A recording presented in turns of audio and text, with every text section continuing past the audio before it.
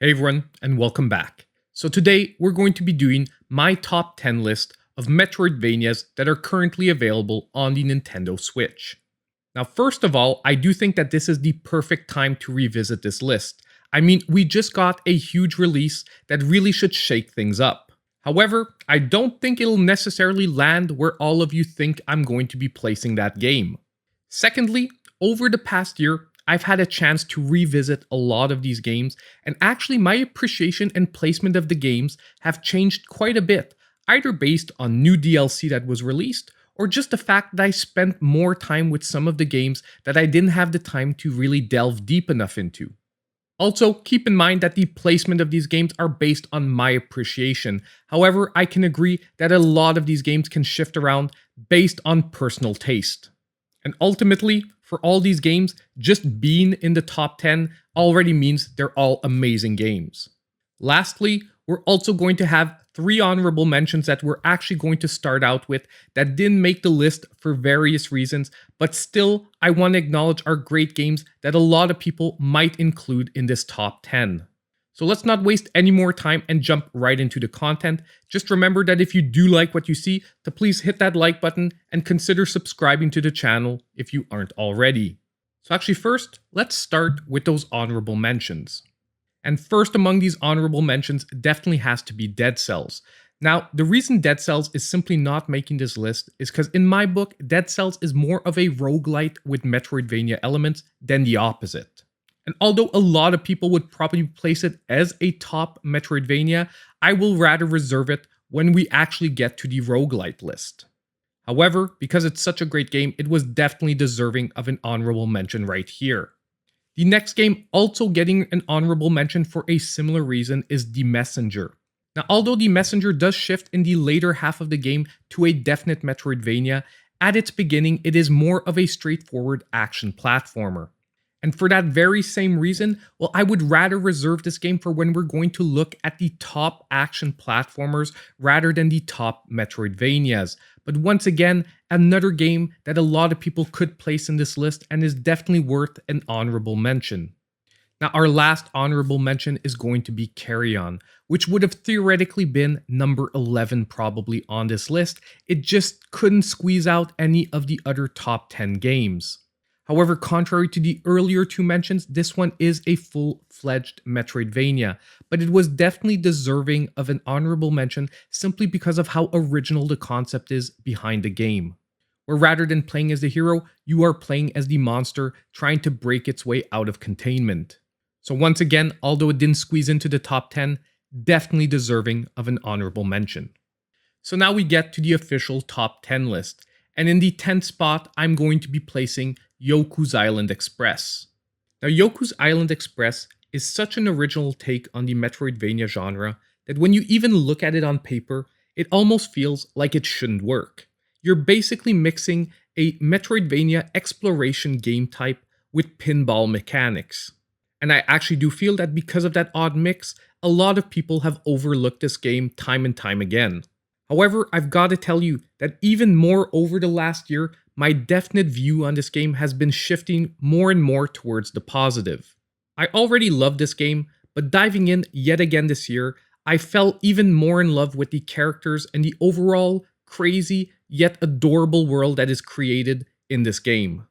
But for anyone looking for a fresh feeling, amazingly original take on the Metroidvania experience, this is one game you should definitely give a try. Now next for our top 10 list, at spot number 9, I have Monster Boy and the Cursed Kingdom. Now it's hard to believe that Monster Boy and the Cursed Kingdom is actually a spiritual successor to a series that was best known on the Sega Master System, where you play a protagonist that through a series of events is forced to take on the shape of different animals, granting him access to different abilities to basically confront different puzzles and challenges.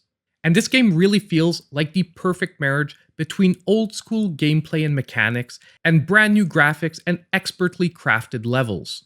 Once again, this game creates a completely amazing and charming world that you just want to fully explore time and time again.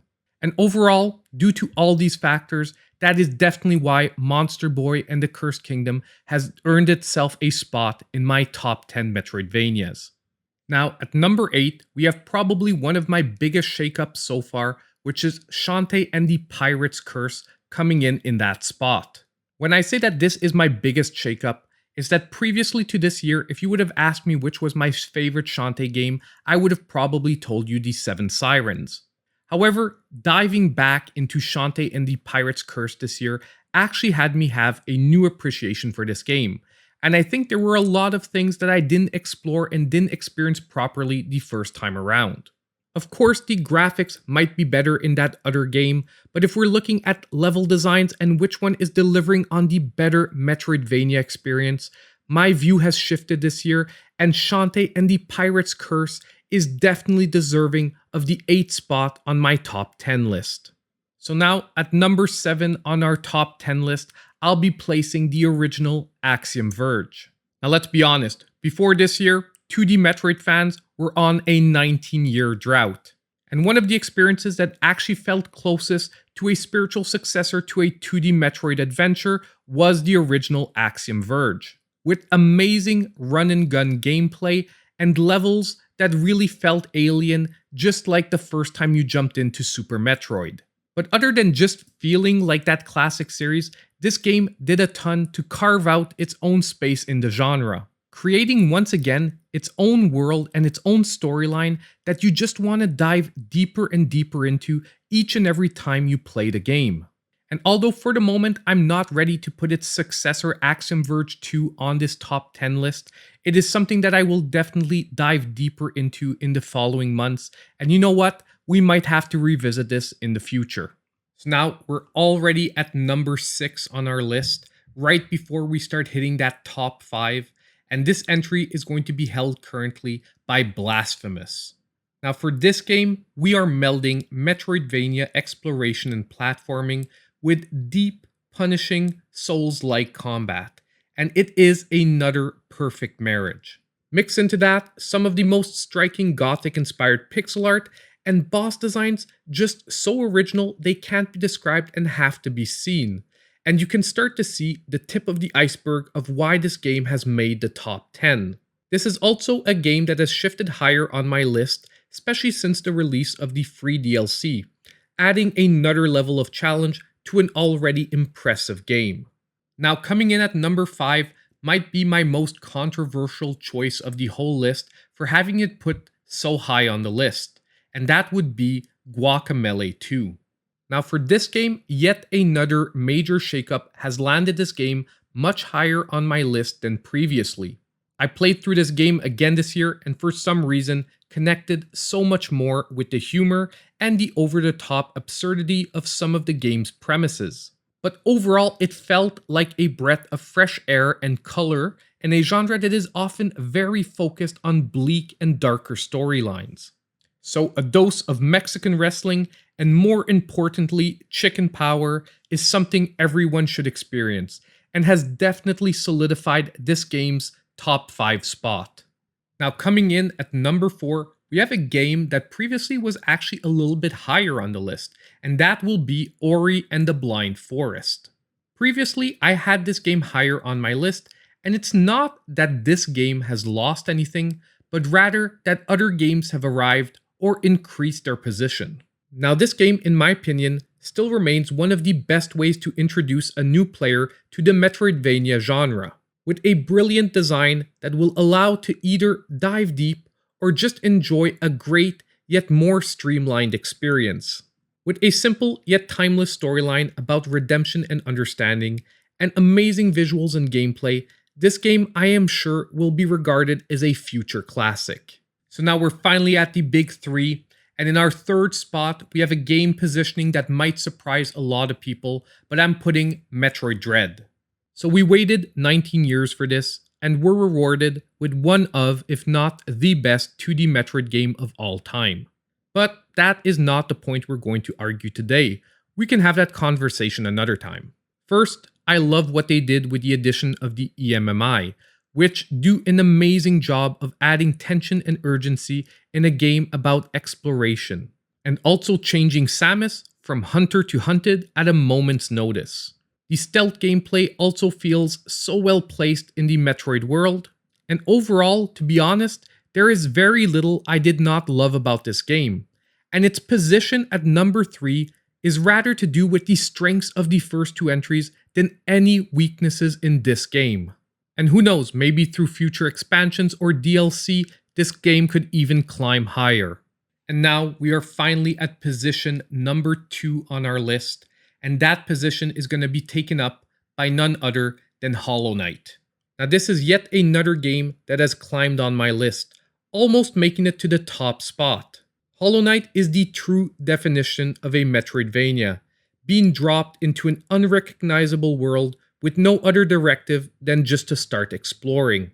What finally made me put this game even higher than before is in my original playthrough of the game, I didn't put too much time into the DLC or the more completionist content. But oh my god, that was a mistake. Diving back in, although grueling and punishing, felt so good and satisfying, and has made me increase greatly my appreciation of how much is included here at what I find is a truly bargain price for a one-of-a-kind experience. Now this is a game truly deserving of its second position. And now finally, at our first and top spot on today's list, we are going to have Ori and the Will of the Wisps.